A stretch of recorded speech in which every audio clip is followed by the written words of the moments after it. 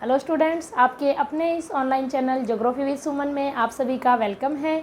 आज हम लोग हमारे ऑनलाइन क्लासेस की इस कड़ी में अध्ययन करेंगे राजस्थान के आंतरिक अपवाह तंत्र के बारे में। जैसा कि पिछले वीडियोस में हम लोगों ने स्टडी किया था राजस्थान के अरब सागरीय अपवाह तंत्र एवं बंगाल की खाड़ी अपवाह तंत्र के बारे में। नेक्स्ट आज का हमारा जो टॉपिक है वो है राजस्थान के आंतरिक अपवाह तंत्र को लेकर के।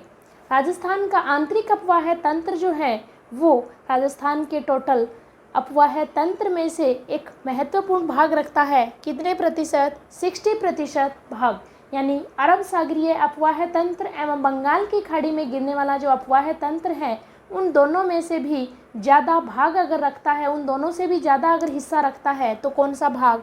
आंतरिक अपवाह तंत्र।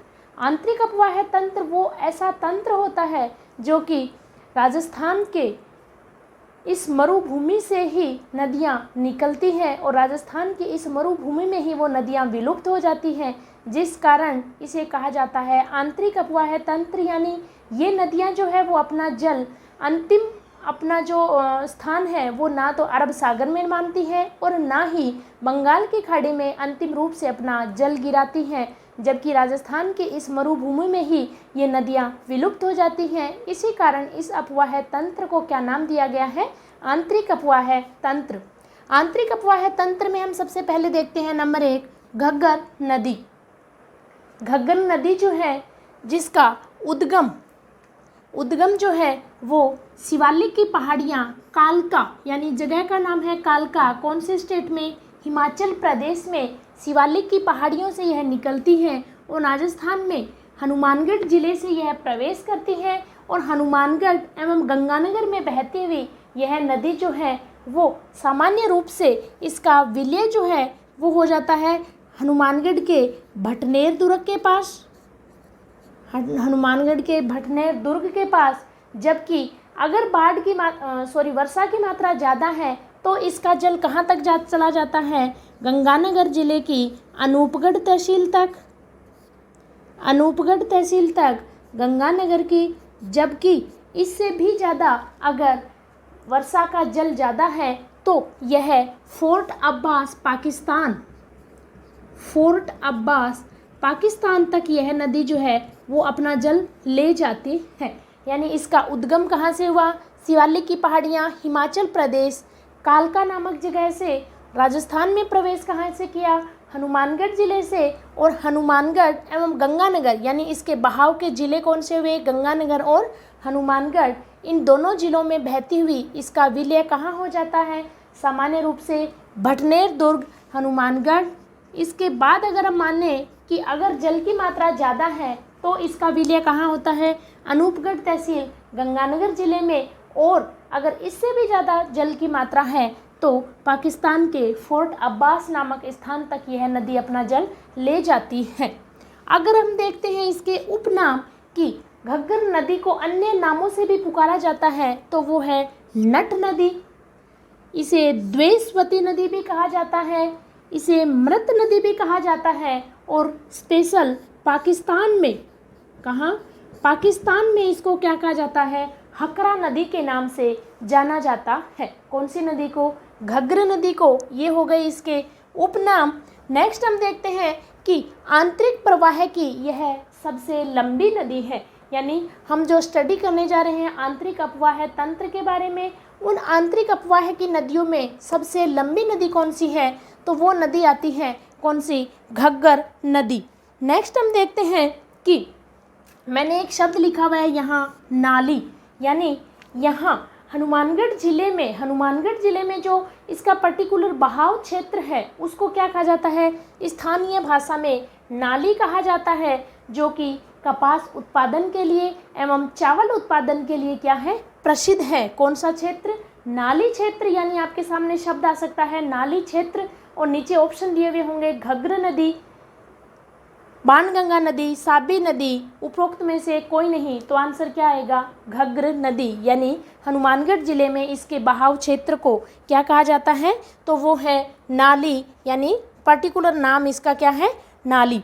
नेक्स्ट हम देखते हैं कि इस नदी के ऊपर जो है कुछ सभ्यताएं, जैसे कालीबंगा सभ्यता, पीलीबंगा सभ्यता, ये सभ्यताएं क्या है, इस नदी के ऊपर पाई जाती है। नंबर 2 आती है कांतली नदी।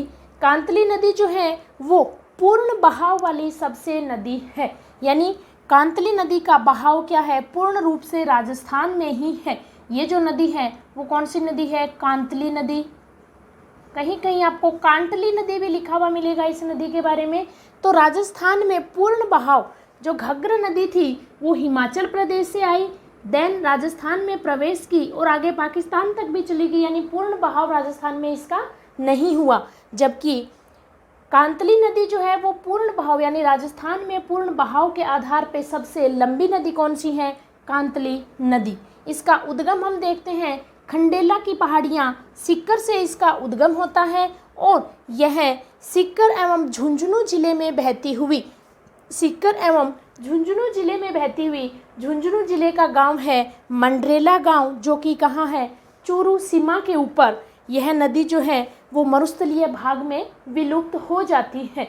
इसीलिए एक बार पहले भी मैंने आपके सामने जिक्र किया होगा कि राजस्थान के ऐसे 2 जिले जहां नदी नहीं बहती है तो उनके नाम है बीकानेर एवं चूरू जिला, यानी चूरू जिले की सीमा के ऊपर जाकर के कांतली नदी जो है वो मरुस्थल में विलुप्त हो जाती है। तो चूरू जो है वो बिना नदी वाला जिला है।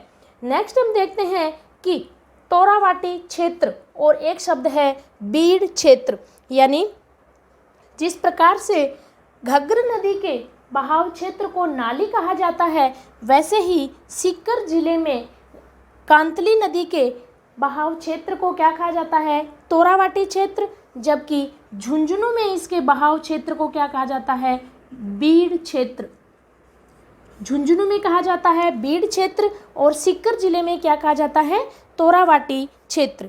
नेक्स्ट हम देखते हैं कि सांबर झील में गिरने वाली नदियाँ। और इससे पहले मैं आपको बता दूं कि जैसे इसके ऊपर कालीबंगा सभ्यता, पीलीबंगा सभ्यता थी, वैसे ही कांतली नदी के ऊपर जो सभ्यता है वो आती है गणेश्वर सभ्यता, जो नीम का थाना सीकर में स्थित है।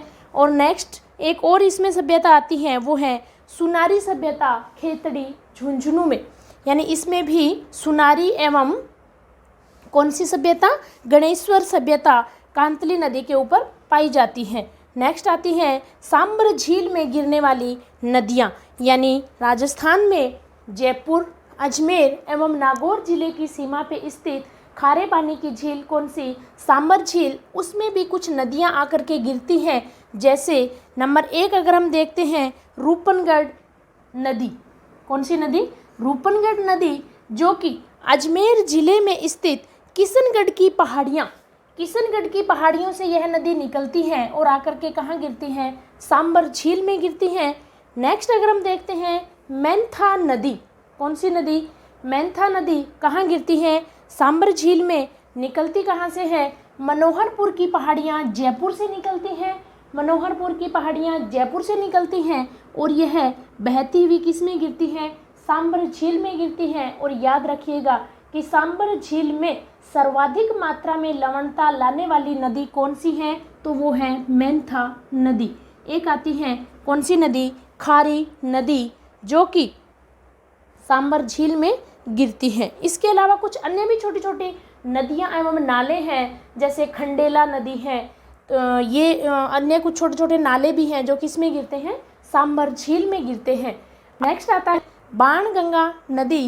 बाणगंगा नदी जो है इसका उद्गम कहाँ से होता है, बेराट की पहाड़ियाँ जयपुर से इसका उद्गम होता है। उपनाम इसका क्या है, अर्जुन की गंगा या रुंडित नदी भी इस नदी को कहा जाता है। कौन सी नदी को, बाणगंगा नदी को। अगर बहाव के जिले हम देखते हैं तो जयपुर, यानी बेराट की पहाड़ियाँ जयपुर से ये निकलती हैं। जयपुर से निकलने के बाद दौसा एवं दौसा के बाद भरतपुर, इन 3 जिलों में यह नदी बहती है। कौन सी नदी, बाणगंगा नदी। अगर इसके जल विलय की अगर हम बात करते हैं तो पहले जो है वो बाणगंगा नदी को बंगाल की खाड़ी अपवाह तंत्र में शामिल किया जाता था, क्योंकि यह नदी जो है वो आगे जाकर के भरतपुर से आगे जाकर के यह नदी जो है वो यमुना नदी में मिलती थी। जबकि वर्तमान में जो है वो यह नदी यूपी एवं राजस्थान की सीमा पर ही विलुप्त हो जाती है। इसी कारण इसको वर्तमान में बाणगंगा नदी को आंतरिक अपवाह तंत्र में शामिल किया जाता है। कौन सी नदी? बाणगंगा नदी। यदि अब इस नदी पे बने हुए बांध के बारे में बात करते हैं तो एक इस पे आता है जमवा रामगढ़ जयपुर में बना हुआ बांध, और एक इस पे आता है अजान बांध। कौन सा बांध? अजान बांध, जो कि भरतपुर में बना हुआ है, और भरतपुर में स्थित घाना पक्षी विहार को भी जल की आपूर्ति कौन सा बांध करता है? अजान बांध। और कौन सी नदी पे बना हुआ है? बाणगंगा नदी पे बना हुआ है। नेक्स्ट आती है साबी नदी। ये देखिएगा नक्शे में भी मैंने बनाई है। साबी नदी कहाँ से निकलती है? साबी नदी का उद्गम होता है सेवर की पहाड़ियाँ जयपुर जिले से। बहाव के जिले हैं जयपुर एवं अलवर, और अलवर की सबसे लंबी नदी है कौन सी नदी? साबी नदी। और अलवर जिले में साबी नदी के बहाव क्षेत्र में शराब उद्योग जो है वो मुख्य रूप से विकसित है। इसी कारण अलवर को राजस्थान का स्कॉटलैंड भी कहा जाता है।